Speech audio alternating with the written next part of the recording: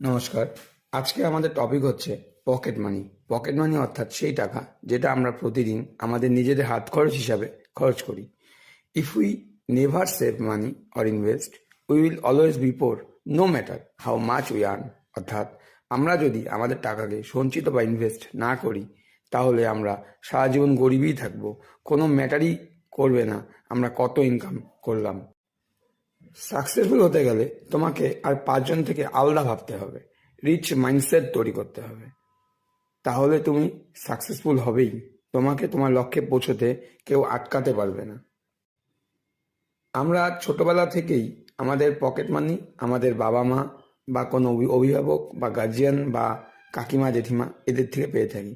কিন্তু আমরা কি করি সেই টাকা দিয়ে আমরা, যদিও সামান্য টাকা, কিন্তু কী করি আমরা আমরা আড্ডা মারি, বন্ধুদের সাথে আড্ডা মারি, নাচ গান করি, পার্টি করি, যেভাবে ইচ্ছা সেভাবে খরচ করে সব টাকা নষ্ট করে দিই, সব টাকা খরচ করে ফেলি, তাই না? কিন্তু আমরা যদি একটু ভাবি, আমাদের খরচ করা টাকা যদি আমরা এইভাবে খরচ না করতাম, তাহলে সেই টাকা দিয়ে কত কিছু করা যেত। তুমি বা তোমরা সব রকম গোল অ্যাচিভ করতে পারতে এই সামান্য টাকা দিয়ে। আমরা এই হাত খরচের টাকা দিয়েই একদিন বাড়ি গাড়ি সব করতে পারবো, যদি জীবনে একটু শৃঙ্খলা, একটু নিয়ম নিষ্ঠা নিয়ে আসি। আমরা নিশ্চয়ই চাইবো না আমাদের একটা সময়ে পকেট ফাঁকা হয়ে যাক, আমাদের সামান্য প্রয়োজনের জন্য অন্যের কাছে হাত পাততে। এটা আমরা কেউই পছন্দ করি না, আর চাবও না যে আমাদের সামান্য প্রয়োজন কারো কাছে আমরা কোনো রকম নিড চাই বা হেল্প চাই, এটা যাতে আমাদের কোনো দরকারও না পড়ে, এটা আমরা কখনো চাবো না। টাকা না থাকলে জীবনের যে কোনো দাম পাওয়া যায় না, আর টাকা না থাকলে মানুষের যে কি অবস্থা হয় সেটা আমরা এর আগেও দেখেছি বা আমরা জানি। মানুষ তোমাকে সবসময় নিচু দেখাবে বা যদি তোমার কাছে টাকা না থাকে। জীবনের প্রত্যেকটা ক্ষেত্রে তুমি রিজেক্ট মানে বাতিল হয়ে যাবে, প্রত্যেকটা ক্ষেত্রে তুমি ফেল হয়ে যাবে যদি তোমার কাছে টাকা না থাকে। জীবনে সাকসেস অত সহজে আসে না, জীবন অত সহজ না। তোমাকে প্ল্যানিং স্ট্র্যাটেজি করেই চলতে হবে, তাহলেই তুমি সাকসেস হবে, একদিন তোমার গোল অ্যাচিভ করতে পারবে। আর এই সাকসেস হওয়ার যে চাবি সেটা তোমার কাছে আছে। নিজেকে যদি সাকসেসফুল দেখতে চাও, তাহলে পকেট মানির টাকা খরচ না করে স্টুডেন্ট লাইফ থেকেই সেভিং করতে শুরু করো।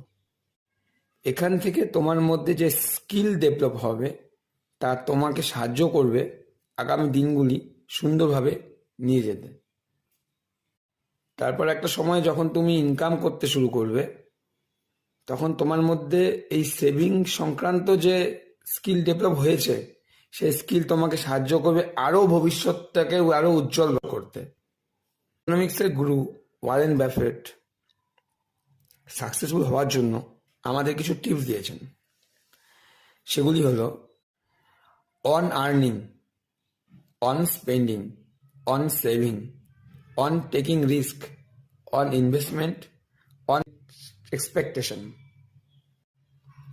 কোনো সময় নির্ভর করো না নিজের একমাত্র ইনকামের উপর, সবসময় দ্বিতীয় উৎস রাখার চেষ্টা করো।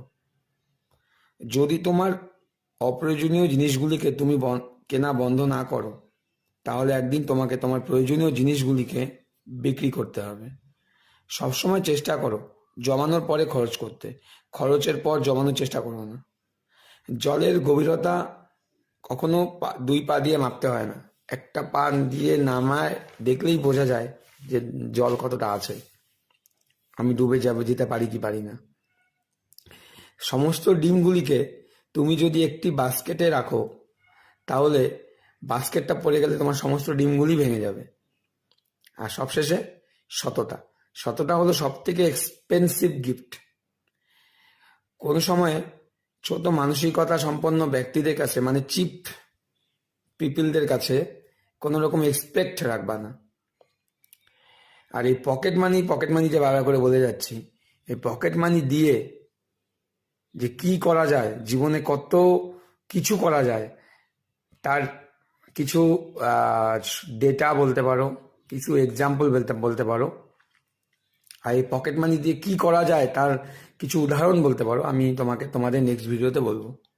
আর আমার এই ভিডিওগুলো যদি তোমার ভালো লাগে তো প্লিজ একটা লাইক আর সাবস্ক্রাইব করে দিও, যাতে নেক্সটে এরকম ভিডিও বানাতে আমি মোটিভেট হই, এবং আমার দ্বারা যাতে তোমাদের সবার উপকার হয়, সবার হেল্প হয়, তাহলে আমার পরিশ্রমটাও সার্থক হয়ে যাবে। ওকে, টাটা, আছে এই পর্যন্তই। বাই বাই, পরের ভিডিওতে দেখা হচ্ছে।